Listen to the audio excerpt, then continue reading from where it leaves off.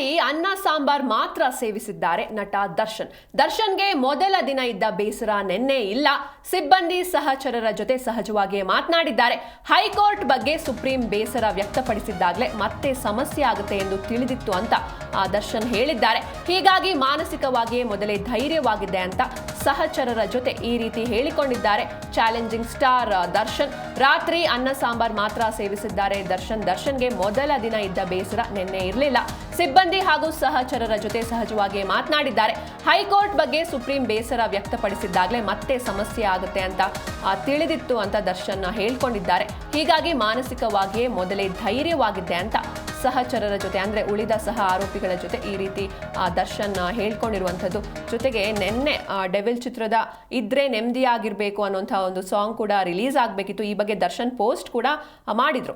ಆದರೆ ಇದೀಗ ದರ್ಶನ್ ಕಂಬಿ ಹಿಂದೆ 4 ಗೋಡೆಗಳ ಮಧ್ಯೆ ನೆಮ್ಮದಿ ಹುಡುಕೋ ಹಾಗಾಗಿದೆ. ಇನ್ನು ನಿನ್ನೆ ರಾತ್ರಿ ಅನ್ನ ಸಾಂಬಾರ್ ಮಾತ್ರ ಸೇವಿಸಿರ್ತಾರೆ. ನಿನ್ನೆ ಬೆಳಿಗ್ಗೆ ಜೈಲಿನ ಮೆನ್ಯೂನಂತೆ ಉಪ್ಪಿಟ್ಟನ್ನ ಸೇವಿಸಿರ್ತಾರೆ. ತದನಂತರದಲ್ಲಿ ಅಲ್ಲಿ ಸ್ವಾತಂತ್ರ್ಯ ದಿನಾಚರಣೆಯ ಒಂದು ಆಚರಣೆ ಕೂಡ ನಡೆಯುತ್ತೆ. ಇನ್ನು ನಿನ್ನೆ ರಾತ್ರಿ ಅನ್ನ ಸಾಂಬಾರ್ ಮಾತ್ರ ಸೇವಿಸಿದ್ದಾರೆ ನಟ ದರ್ಶನ್ಗೆ ಮೊದಲ ದಿನ ಇದ್ದಂತಹ ಬೇಸರ ನಿನ್ನೆ ಇರಲಿಲ್ಲ.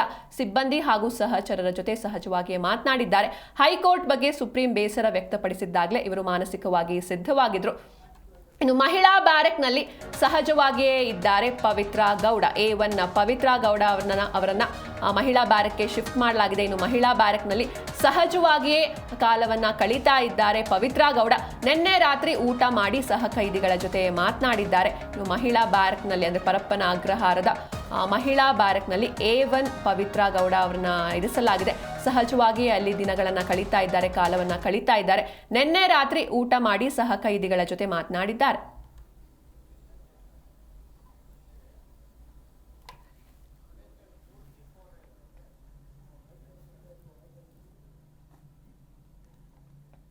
ಈ ಕುರಿತಾಗಿ ಹೆಚ್ಚಿನ ಮಾಹಿತಿಯನ್ನು ನೀಡ್ತಾರೆ ನಮ್ಮ ಆನೇಕಲ್ನ ಪ್ರತಿನಿಧಿ ಮೂರ್ತಿ. ಮೂರ್ತಿ, ಇನ್ನು ದರ್ಶನ್ಗೆ ಇವತ್ತು ಡೇ 2 ಅಂತ ಹೇಳ್ಬೋದು. 2 ರಾತ್ರಿಗಳನ್ನ ಕಳೆದಿದ್ದಾರೆ. ಸೊ ಅವರ ದಿನಚರಿ ಹೇಗಿದೆ ಜೈಲಿನಲ್ಲಿ? ಬೇಸರ ಇದೆಯಾ? ಹೇಗಿದೆ ಅಂತ?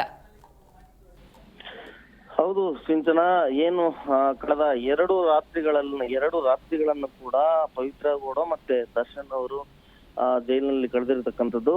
ನಿನ್ನೆ ರಾತ್ರಿ ಕೂಡ ಸ್ವಲ್ಪ ಅನ್ನ ಸಾಂಬಾರ್ ತಿಂದಂತಹ ದರ್ಶನ್ ಅವರು ಸಹಜವಾಗಿ ಎಲ್ಲರ ಜೊತೆ ಮಾತನಾಡಿಕೊಂಡು ಆರಾಮಾಗಿದ್ರೆ ಅಂತಾನೆ ಹೇಳಿ ಕೂಡ ಜೈಲಿನ ಮೂಲಗಳ ಮಾಹಿತಿಯಿಂದ ಗೊತ್ತಾಗಿದೆ. ಹಾಗಾಗಿ ಅವರಿಗೆ ಸುಪ್ರೀಂ ಕೋರ್ಟ್ ಈ ಹಿಂದೆ ಸುಪ್ರೀಂ ಕೋರ್ಟ್ ಒಂದು ಹೈಕೋರ್ಟ್ ತೀರ್ಪನ್ನ ಒಂದು ಪ್ರಶ್ನೆ ಮಾಡಿದಾಗ್ಲೇ ಅವ್ರಿಗೆ ಅರಿವಾಗಿತ್ತು, ಇದು ನನಗೆ ವ್ಯತಿರಿಕ್ತವಾಗಿ ನನಗೆ ತೀರ್ಪು ಬರುತ್ತೆ ಅಂತ ಹೇಳಿ. ಹಾಗಾಗಿ ಮಾನಸಿಕವಾಗಿ ಮೊದಲಿಂದಲೇ ಧೈರ್ಯವನ್ನು ತಂದುಕೊಟ್ಟಿದ್ದಂತ ದರ್ಶನ್ ಹಾಗೂ ಪವಿತ್ರ ಗೌಡ ಇಬ್ಬರು ಕೂಡ ನಿನ್ನೆ ರಾತ್ರಿಯಿಂದ ಸಹಜವಾಗಿ ಎಲ್ಲಾ ಸಹ ಬಂದಿಗಳ ಜೊತೆ ಮಾತನಾಡಿಕೊಂಡು ಆರಾಮಾಗಿ ಕಾಲ ಕಳೆಯುತ್ತಿದ್ದಾರೆ ಅಂತ ಹೇಳಿ ಗೊತ್ತಾಗಿದೆ. ಹಾಗಾಗಿ ಎಂದಿನಂತೆ ನಿನ್ನೆ ಅನ್ನ ಸಾಂಬಾರು ರಾತ್ರಿ ಕೊಟ್ಟಂತ ಅನ್ನ ಸಾಂಬಾರು ಮತ್ತು ಮಜ್ಜಿಗೆಯನ್ನು ಸೇವಿಸಿ ಆರಾಮಾಗಿ ನಿದ್ದೆಯನ್ನು ಕೂಡ ಮಾಡಿದ್ರು ಅಂತ ಹೇಳಿ ತಿಳಿದು ಬಂದಿರ್ತಕ್ಕಂಥದ್ದು. ಹೀಗಾಗಿ ಇವತ್ತು ಬೆಳಿಗ್ಗೆನೂ ಕೂಡ ಎಂದಿನಂತೆ ಸಹಜವಾಗಿ 6 ಗಂಟೆಗೆ ಇದ್ದಂತಹ ಪವಿತ್ರ ಗೌಡ ಮತ್ತು ದರ್ಶನ್ ಅವರು ಇಬ್ಬರು ಕೂಡ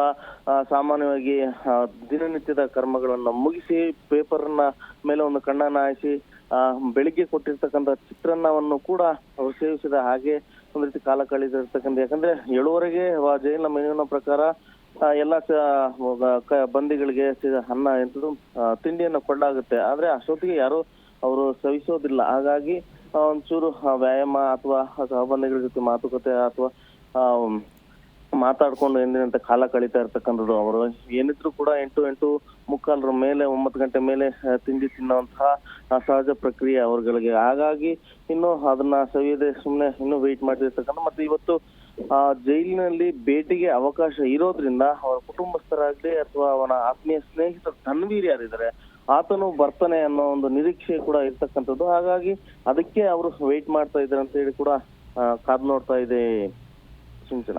ಥ್ಯಾಂಕ್ ಯು ಮೂರ್ತಿ, ನಿಮ್ಮೆಲ್ಲ ಡೀಟೇಲ್ಸ್ಗಾಗಿ.